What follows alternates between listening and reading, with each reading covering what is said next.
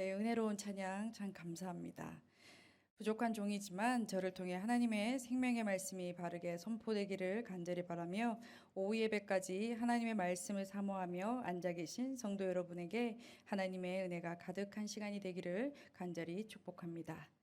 네, 저는 성경을 읽을 때 레위기만 다가오면 읽기가 싫어졌습니다. 성경을 재미로 읽는 것은 아니지만 창세기 출애굽기는 신나게 읽으면서 빠르게 지나가는데 갑자기 이어지는 레위기는 재미도 없고 무엇보다 이제 오늘날 드려지는 예배가 아니니까 와 닿지도 않고 별로 생각하고 싶지도 않고 해서 가장 나중에 읽었던 적도 있고 그랬습니다. 하지만 오늘 우리에게 주신 레위기의 말씀에서 하나님의 뜻을 발견하고 함께 순종해야겠습니다.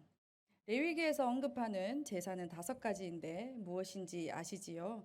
그 차례대로 그 제사를 말해보면 첫째로 번제, 그리고 소제, 오늘 본문의 화목제, 다음으로 속죄제, 속건제가 있습니다. 네, 화목제는 히브리어로 제바 샬라임입니다. 우리가 잘 아는 히브리어에서 기원한 단어인데요. 발음도 제법 비슷합니다. 바로 샬롬입니다.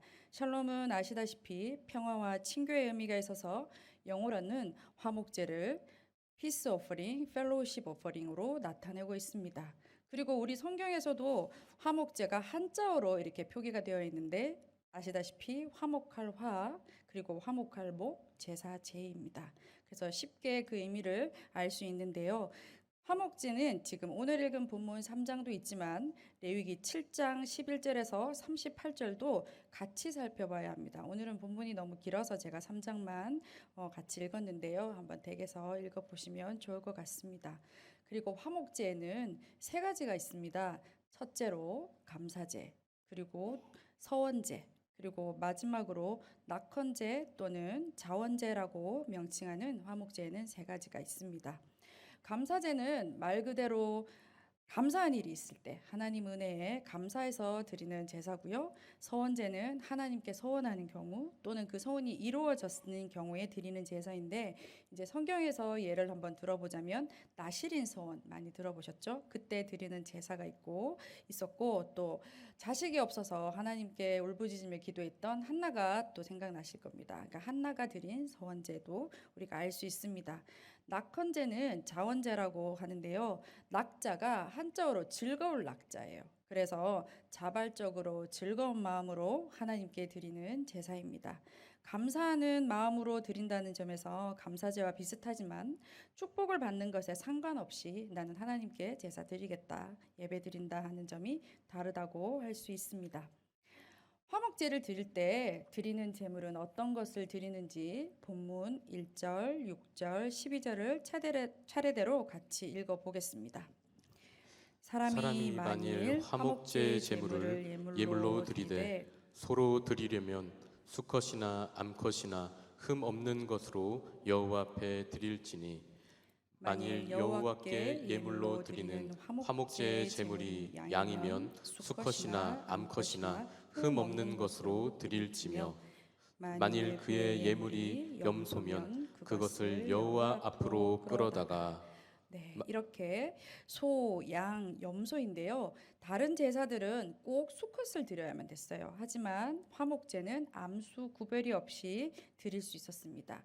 이것이 무엇을 뜻하느냐 하면 차별이 없다라는 것을 알 수 있습니다. 화목함에 있어서는 남녀노소, 빈부, 귀천이 있을 수 없다라는 것입니다. 그리고 화목제가 다른 제사와 크게 다른 점이 하나 있는데요. 다른 제사들은 제사장에게만 그 몫이 있지만 화목제만큼은 제사를 드리는 그 사람에게도 제물의 몫이 있다는 것입니다. 그러니까 제물을 가장 먼저 하나님께 드리고 그리고 제사장에게 주고 그리고 자신들도 그리고 이웃과 함께 먹는다는 것입니다. 이것은 하나님과 화목, 제사장과 화목, 이웃과 화목, 그리고 나 자신과의 화목해야 함을 보여주는 것입니다. 또 제물은 화제로 드리는데요. 16절에 모든 기름은 여호와의 것이니라라고 되어 있습니다.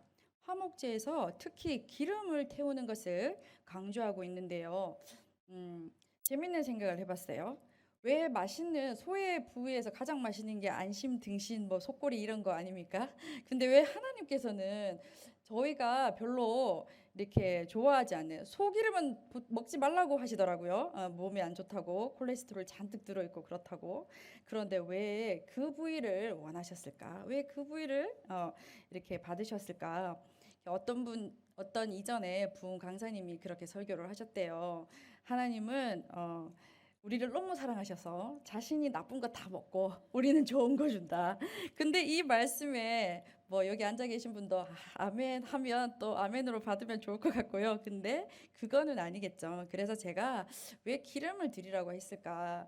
하나님은 가장 존귀하신 분이고 최고의 것을 드려야 되는데 그러면 등심, 안심, 속꼬리뼈 이런 거 드려야 되는데 왜 기름을 우리가 먹지도 않는 기름을 드리라고 했을까 찾아봤어요. 그랬더니 고대 이스라엘에서는 기름이 동물의 최상급 부위를 가리킨다고 합니다. 그 당시에는 그래서 참고되는 이제 문헌이 민수기 18장 12절에도 제일 좋은 기름을 여호와께 드린다라고도 언급되어 있고 또 사무엘상 2장 29절에 엘리의 두 아들 홈리와 비나스가 나오는데 이 두 아들이 악행을 많이 저질렀잖아요. 그런데 그 중에서도 백성들이 드린 희생 제물에 기름진 부위를 취해가지고 악행을 저질렀어요. 그런데 이 두 아들의 아버지 엘리는 이것을 꾸짖는 것이 아니라 묵인을 했어요. 그래서 하나님께 또 책망을 받았죠. 이렇듯 소, 양, 염소의 기름을 하나님께 드린다라는 것은 하나님만이 가장 존귀하신 분이다라는 것을 인정하는 표현에서 할 수 있었겠다 생각할 수 있습니다. 그리고 두 번째로 피에 대한 언급인데요. 17절 말씀을 함께 읽어보겠습니다. 너희는 기름과 피를 먹지 말라. 이는 너희의 모든 처소에서 너희 대대로 지킬 영원한 규례니라. 아멘. 예, 피를 먹지 말라고 하셨습니다.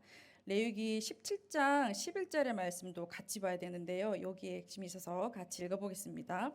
육체의 생명은 피에 있습니다. 내가 이 피를 너희에게 주어 제단에 뿌려 너희의 생명을 위하여 속죄하게 하였나니 생명이 피에 있으므로 피가 죄를 속하느니라. 아멘. 네, 많이 들어보셨죠? 이 설교 내용에서 몇 번이고 들어도 우리가 지나침이 없어야 될 중요한 부분인데요. 피는 이렇게 생명을 뜻하고 희생 제물의 피는 그 제물을 드리는 사람의 생명을 대신하는 것입니다. 레위기는 출애굽한 이스라엘 백성들이 이방인들과 다르게 이제 거룩한 하나님의 거룩한 백성으로 살아갈 수 있도록 가르쳐주고 있는 성경입니다. 그래서 당시 이방인들은 짐승을 우상으로 섬겼고 또 그 짐승의 피를 무분별하게 사용했습니다. 그래서 이 이방인의 관습을 하나님의 백성이 된 너희들은 따라해서는 안 된다라는 것을 알려주고자 했던 것입니다. 저는 개인적으로 손짓국을 좋아하는 편이거든요. 일부러 찾아다니면서 그걸 먹진 않지만 그래도 있으면 잘 먹는데요. 그런데 오늘 말씀에서 피를 먹지 말라고 하시면 이제 저는 안 먹어야 될까요? 네, 맛있게 먹을 수 있습니다. 네, 왜 그렇습니까?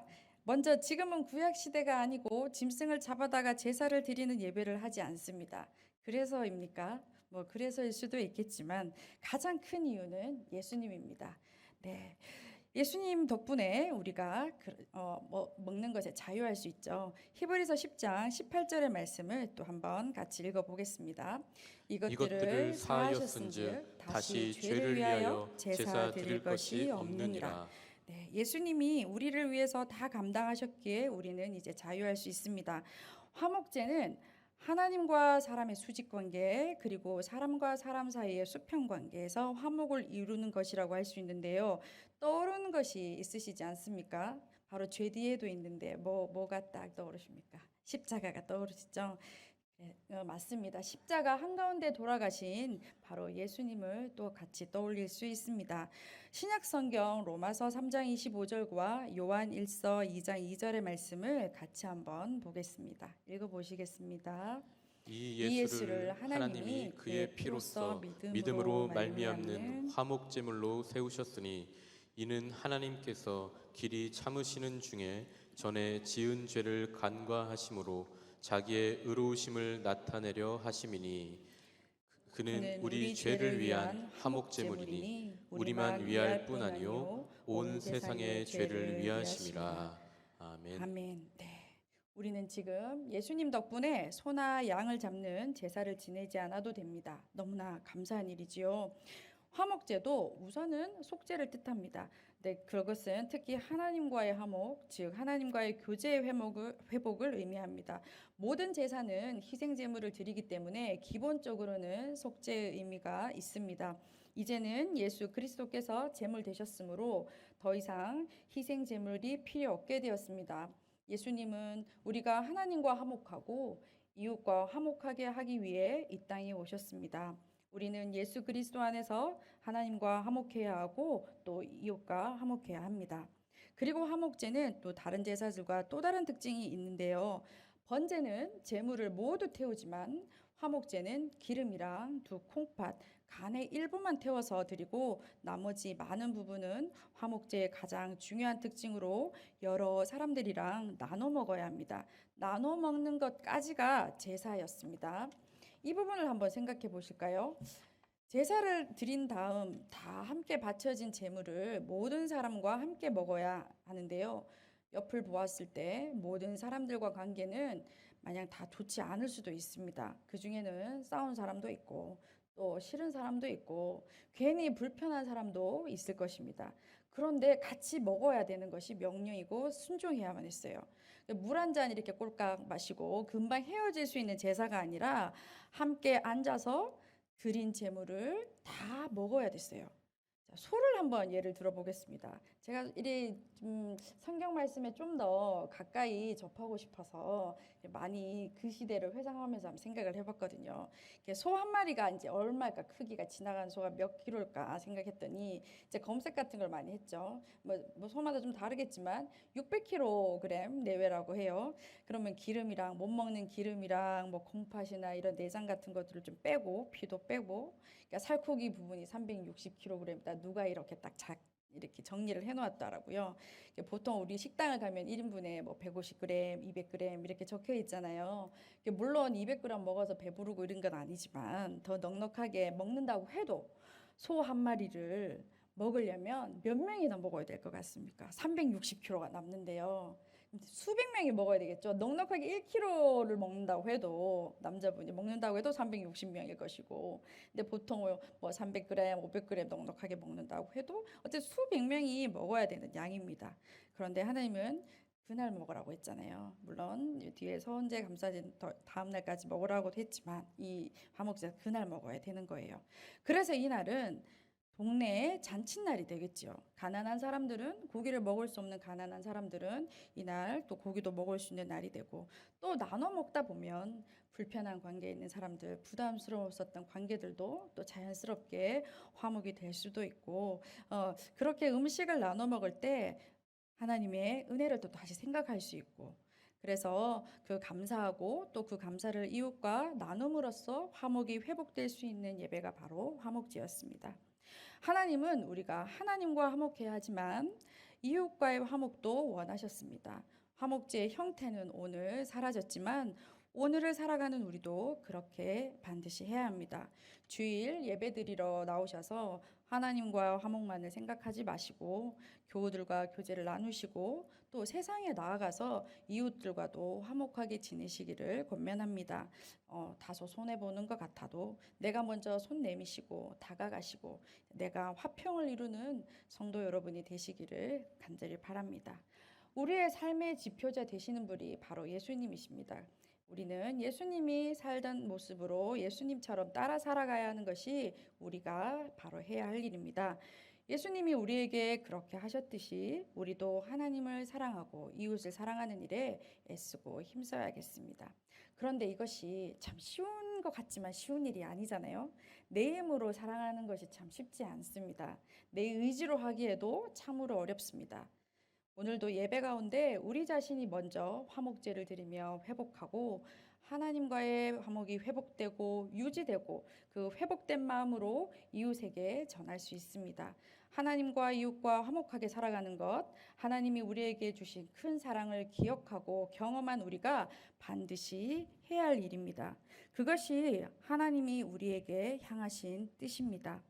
예배의 자리에 앉아 설교를 듣는 것만 설교 듣는 것에만, 은혜를 받는 것에만 끝나는 것이 아니라 예배를 드리고 그 모습대로 하나님과의 관계가 회복된 그 모습 그대로, 화목된 모습 그대로 세상에서도 화목된 모습으로 살아가는 것이야말로 바로 하나님의 자녀된 모습이라 할 수 있겠습니다.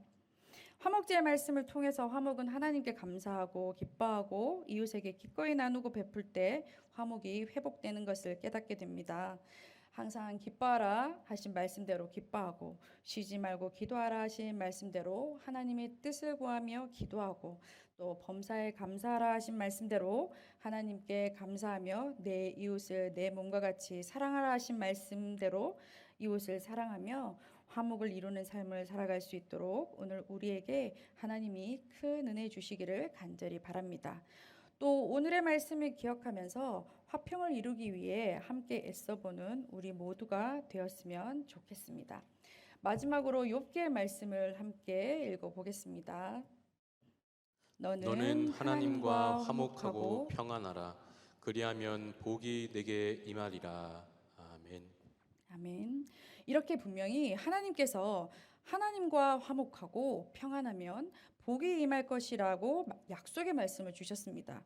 하나님과 우리 사이에 막힌 담을 허신 예수 그리스도로 인하여 죄에서 구원받은 우리는 하나님과 이미 화목되었습니다.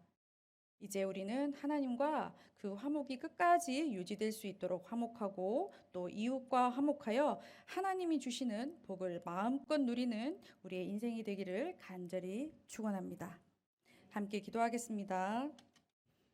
은혜로우신 하나님 감사합니다. 무엇보다 저의 죄로 인해 단절된 하나님과의 관계가 예수 그리스도로 인하여 회복되게 해주셔서 참 감사합니다.